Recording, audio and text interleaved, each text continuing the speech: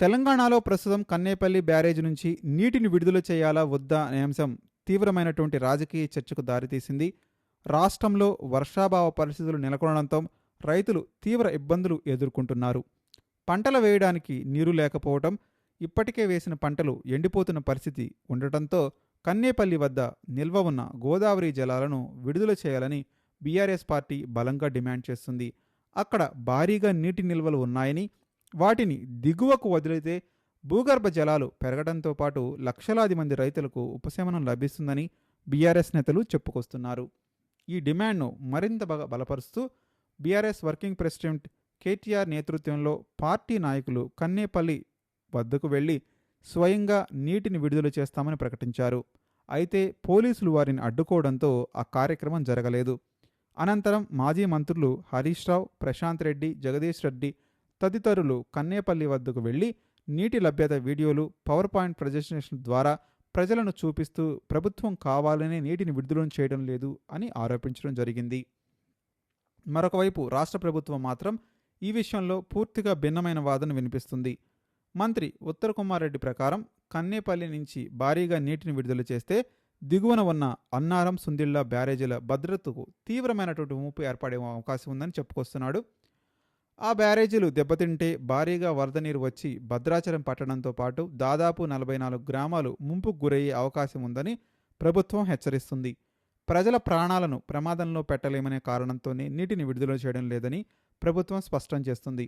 ప్రభుత్వం తన నిర్ణయానికి ఆధారంగా నేషనల్ డ్యామ్ సెక్యూరిటీ అథారిటీ నివేదికను ప్రస్తావిస్తుంది. ఆ నివేదిక ప్రకారం కన్నేపల్లి నుంచి నీటిని విడుదల చేస్తే అన్నారం, సుందిళ్ల బ్యారేజీలపై తీవ్ర ప్రభావం పడే అవకాశం ఉందని పేర్కొనడంతోనే జాగ్రత్తగా వ్యవహరిస్తున్నామని ప్రభుత్వం చెబుతుంది. ఇది రాజకీయపరమైన నిర్ణయం కాదని, సాంకేతిక నిపుణుల సూచనల ప్రకారం ఆధారంగా తీసుకున్నటువంటి నిర్ణయమని కాంగ్రెస్ ప్రభుత్వం వివరిస్తుంది. అయితే ఈ వాదనను బీజేపీ ఎంపీ ఈటెల రాజేందర్ పూర్తిగా ఖండిస్తున్నారు. కన్నేపల్లి నుంచి నీటిని విడుదల చేసినా బ్యారేజీలకు ఎటువంటి ప్రమాదం ఉండదని, రైతులను ఆదుకోవడమే ఇప్పుడు ప్రభుత్వ ప్రాధాన్యతను కావాలని ఆయన పేర్కొనడం జరిగింది. కాళేశ్వరం ప్రాజెక్టును కరువు సమయాల్లో రైతులు నీరు అందించడానికి నిర్మించారని, అలాంటి పరిస్థితి వచ్చినప్పుడు నీటిని వినియోగించుకోకుండా రాజకీయ కారణాలతో నిలిపివేయడం సరికాదని ఆయన విమర్శించడం జరిగింది. తాను బీఆర్ఎస్ కోసం కాకుండా తెలంగాణ రైతుల ప్రయోజనాల కోసం మాట్లాడుతున్నానని స్పష్టం చేశారు. ఈటెల రాజేందర్ వ్యాఖ్యలతో రాజకీయ సమీకరణాలు మరింత ఆసక్తిగా మారాయి. బీఆర్ఎస్ చేస్తున్న డిమాండ్కు బీజేపీ కీలక నేత కూడా మద్దతు ఇవ్వడంతో ప్రభుత్వం మరింత ఒత్తిడిని ఎదుర్కొంటుంది. ఇప్పటి వరకు అది కేవలం బీఆర్ఎస్ ఆరోపణలుగా కనిపించినా ఇప్పుడు బీజేపీ కూడా అదే అభిప్రాయం వ్యక్తం చేయడంతో ప్రజల్లో ప్రభుత్వం కావాలనే నీటిని నిలిపివేస్తుందా అనేటువంటి సందేహాలు కూడా బలపడుతున్నాయి.